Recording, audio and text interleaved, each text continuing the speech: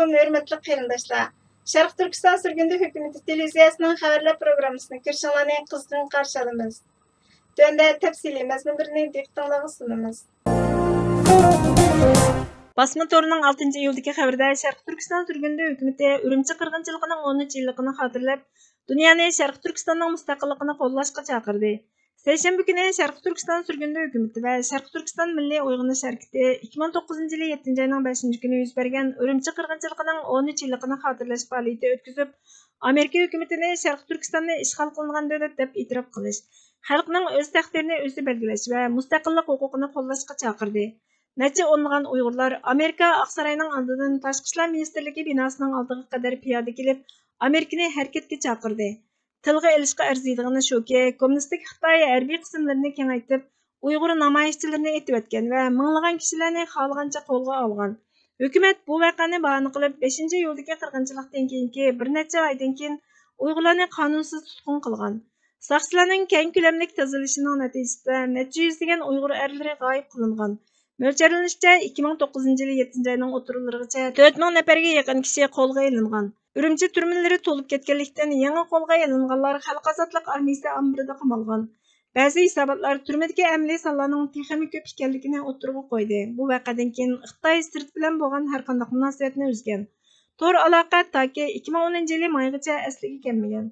Aradan 13 yil o'tib ketgandan keyin Sharq Turkistonning vaziyati texnik nacharlashib, Xitoy ishg'oliyati ostidagi Uyg'ur, Qozoq, Qirg'iz, Tatar, O'zbek va boshqa Turkiya xalqlari Xitoyning irqiy qirg'inchilik va keng ko'lamli bostirishiga uchramoqda. Sharq Turkiston sürgündü hukumatining bosh ministri Salih Xudoyor 5-iyul Ürümçi qirg'inchiligining Xitoy hukumatining yaqinqi necha 10 yildan beri Sharq Turkistonda yurgizib kelayotgan mustamlaka qilish, irqiy qirg'inchilik va ishg'oliyatining yuqori pallasi ekanligini, Ürümçi qirg'inchiligining Uyg'urlarning mustamlaka va zulmga qarshi turadiganligining belgisi ekanligini aytdi. Namoyishchilar irqiy qirg'inchilikning manbasining ishg'ol va mustamlaka ekanligini ta'kidlab, Amerikadan Sharq Turkistonning Tibetga o'xshash Xitoy tarafidan besilgan zamin ekanligini e'tirof qilishni talab qildi. Sharq Turkiston sürgündü hukumatining qarashicha, Sharq Turkistonning mustaqilligini asliga keltirish Uyg'ur va boshqa turk xalqlarining irqiy qirg'inchilik va zulmdan qutulishining birdan-bir yo'li deyildi. Yaponiyaning g'arbidagi Nara shahridagi o't o'chirish tarmoqlarining xabariga qaraganda, Yaponiyaning sobiq bosh ministri Shinzo Abe Yaponiyaning g'arbidagi Nara shahrida etilgan. Jinoyat gumondori Yaponiya o'zini qo'g'dash qismining sobiq dengiz armiya a'zosi Yamagami Tatsuya naq maydonda qo'lga olingan. Shinzo Abe voqeadan keyin Naradagi doktorxonada 67 yoshda olamdan o'tgan. Bosh ministrimiz Salih Xudoyor apandi Twitter hisobidan bugun, ya'ni 8-iyul inkos qaytirib, Sharq Turkistondagi Uyg'ur va boshqa turk xalqlarining kuchli qo'llovchisi va do'sti olamdan o'tdi.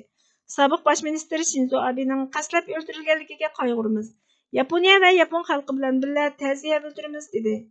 Sharq Turkiston xalq jamiyatining boshlig'i Abdurahmon Hasan apandimi Facebook va boshqa axborot vositalarida Shinzo Abening oilasi, do'stlari va barliq Yaponiya xalqi bilan birga motam tutadiganligini, Sharq Turkiston xalqining har vaqt Yaponlarning yanida ekanligidek uchurlarini ham bahirladi.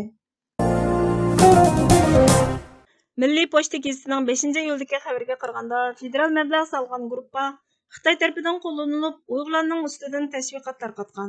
Kanadadagi ikki guruhga Xitoyning kishilik huquq dafsanchiligining dalil isbotlari ortayotgan ahvolda Beijingning atalmish Xinjiangdagi suhbat nutqlarini izchil tashviq qilib keldi.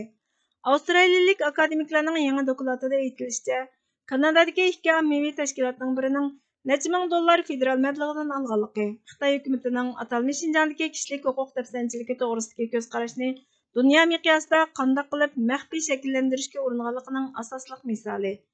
Kanada Xinjiang jamiyati va Ontarioga joylashgan yangi tashkilotlar kengashining arxivi sobiq liberal parlament a'zosi tomonidan qurilgan bo'lib, Avstraliya strategik siyosat tadqiqot o'rnining do'stlik kuchlarini yetildirish dokladidagi 4 delo tadqiqotining birini tashkil qiladi. Melbourne La Trobe universiteti professori James Liebert va Linley yozgan xizmat maqolasida bu ikki guruh va ularning rahbarlari atalmish Xinjiangdagi musulmonlar ommasiga qaratilgan keng ko'lamli kishilik huquq dafsanchiligiga oid faktlarning ko'payishiga ergishib, Beijingning atalmish Xinjiangga aloqador suhbat nutqlarini izchil tashviq qilib keldi deyildi. Bu guruhga Xitoyning Kanadadagi diplomat vakillarining qo'llashiga erishgan. Dokladda aytilishicha, oz degandimi ikki mudir alohida imtiyozli chet ellik Xitoy rahbarlari sifatida Xitoydagi faoliyatga qatnashishga taklif qilingan. Xitoy Kompartiyasi bu organlarni atalmış Şinjandagi kishilarning inoqligi, gullanishi va xushalliqi to'g'risidagi tashviqotning tarqalishi. Shuning bilan bir vaqtda atalmış Şinjan haqida xotirlangan kishilik huquq dafsanchiligining xalqaro tanqidlarini rad qilish va inkor qilish uchun qo'llanadi. Bu guruhlar jamiyatda ishonchsizlik va qo'rqinch chachalaydi. Siyosatchilar, jurnalistlar va ommani qaymoqtiralaydi. Hukumatning siyosatiga ta'sir ko'rsata Atalmış Şinjan vaziyetiga bo'lgan bağlashni bulg'aydi va Xitoy Kompartiyasining chet elga aralashishini yoshiralaydi. Dokladda taratqular, akademiklar va hukumatlarning Xitoy hukumatining yer shariga aralashishini oshkorlash uchun texnik ko'p kuch chiqarishi talab qilindi. Davlat pochtasi ikki guruhining rahbarlari va Xitoyning Ottawa elchixonasi bilan aloqalashib, dokladga baho berishni talab qildi, ammo javob ola olmadi. Doklad yana atalmış Şinjandan kelgan ko'chmalarga vakillik qildigan yoki faqat Beyjingning bu masaladagi liniyasini tashviq qiladigan yerlik mahalla guruhlarini ishlatish orqali ayblashga qarshi turmoqchi bo'layotganligini ko'rsatib berdi. Xitoyning chet eldagi ta'sirini kengaytirishga otlangan va yaqinqi yillarda zo'r darajada kengaygan partiya tarmoqi bo'lgan Birlashma fronti xizmat bo'limi buningga boshlamchilik qildi. Dokladda 12 yillik Kanada Şinjan jamiyati bu xil guruhlar bilan Xitoyning Sharq Turkistondagi mustamlikachilik tirishchanligi o'tirishiga bog'lanishning yaxshi misoli deyildi. U ko'pincha Xitoylardan tarkib topgan bo'lib, ochilish murosimiga Torontodagi bosh konsul va boshqa Xitoy diplomatlari qatnashgan. Xizmat dokladida bu guruhga yerlik siyosatchilar va konsul amaldorlarini Uyg'ur va Xitoylarning bayramlarini tabriklash faoliyatlariga taklif qiladi. Undan bu ommaviy faoliyatlardan foydalanib, atalmış Şinjan va uning diaspora nupusining aniq kartinasini o'ttirg'a qo'ydi deyildi. Qurg'uvchi prezident Ju Jiangning atanisi etnik qurimini o'zgartirish tirishchaligining bir qismi sifatida Xitoydan atalmış Şinjanga ko'chib kelgan. U 15 yosh vaqtida Xalq ozodlik armiyasiga qatnashgan. Dokladda Juning Şinjan armiyasining topchisi sifatida ozodlik armiya formasi kiygan surati bor. U 2001-yili Kanadaga ko'chib kelgan bo'lib, 2019-yili atalmış Şinjandagi Birlashma fronti emgak ministerligi va Xitoyning frontdagi konsulxonasi tarafidan Xitoy Xalq Jumhuriyatining 70 yilligini tabriklash faoliyatiga taklif qilingan. Shu Xitoyning atalmış Şinjandagi harakatini izchil qo'llab-quvvatladi. Davlat egiligidagi Xitoy xabarlari uning 2019-yili Amerika Avom palatasining Uyg'ur kishilik huquq siyosati qonunini tanqid qilganligini naql keltirdi. Ju yana bir mezgil yangi qurilgan tashkilotlar kengashining boshlig'i bo'lgan kengashning o'tgan yili bayonot e'lon qilib, Avom palatasining irqiy qirg'inchilikni e'tirof qilganligini ayblab, buning paksiz mish-mish parangni asos qilganligini o'ttirg'a qo'yganligini Pochta gazeti ilgari xabar qilgan. Kengashning bayonotini Xitoy davlat taratqullari doklad qilib, Xitoy diaspora a'zolarining Kanada parlamentining qaroriga qo'shilmaydiganligini isbotlaydiganligini aytgan. Kengash har qaysi federatsiya hukumat tarmoqlarining kam deganda $160,000 yordam puliga erishgan.